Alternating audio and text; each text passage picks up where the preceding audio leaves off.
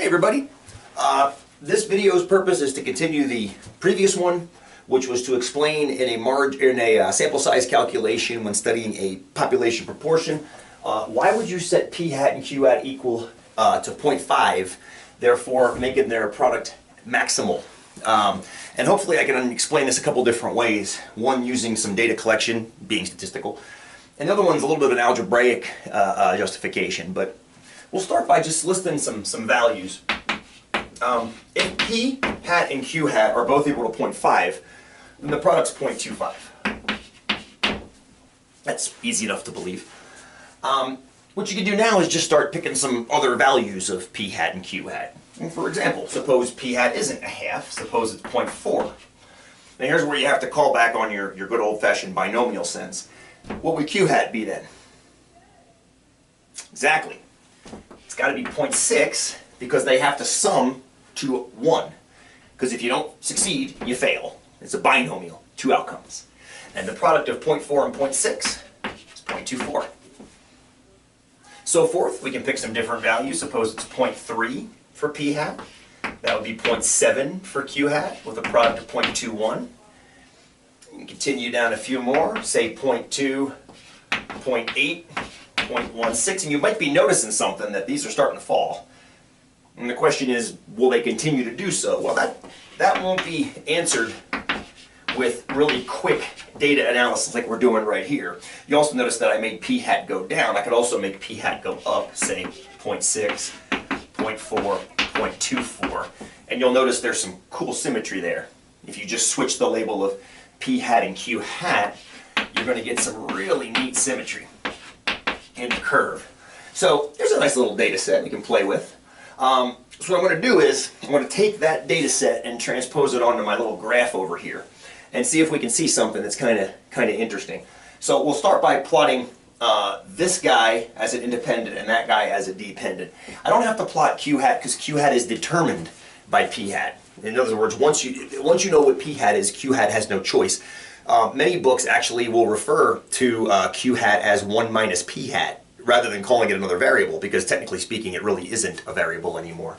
So anyway, let's plot this. I apologize for the stretchiness of the axes. This is 1 on the horizontal, and that's closer to 0.25 on the vertical. You'll see why momentarily. It's just to make things clearer. So anyway, if I plot 0.5 with 0.25, 0.5 and 0.25, I get a point that's right about there. Okay, and if I plot the rest of them, I got 0.4, yeah, 1, 2, 3, 4, 0.4 and 0.24 is going to be ish somewhere in there. And while I'm here, I'm going to plot 0.6 and 0.4, which will be somewhat right about there too. Okay, pretty close. Pardon my dots. Pretend they're massless points. 0.3 and 0.7 is 0.21. 0.3, 0.7 is 0.21. And that means 0.7 and 0.3 will also be 0.21, right? As a product. And 0.2 is paired up with 0.16, which is going to be somewhere around here. 0.8 will also be paired up with 0.16. Let's see, and then 0.1, 0.9 is going to be somewhere right about here. And then 0.9 and 0.1 will also be paired up with there. And if you take a look at those points, you start to realize that they follow a fairly common shape that you might remember from your algebra classes. It looks parabolic, doesn't it? It looks parabolic, and it is. And with some of the blue chalk over here, we'll hopefully explain why to you. That product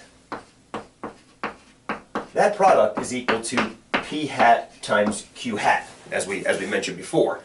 Well, p hat and q hat have that relationship. That's the same thing as saying p hat times 1 minus p hat. That, my friends, is a quadratic relationship in the variable of p hat. Because if you multiply that bad boy out, you get p hat times 1 is p hat minus p hat squared.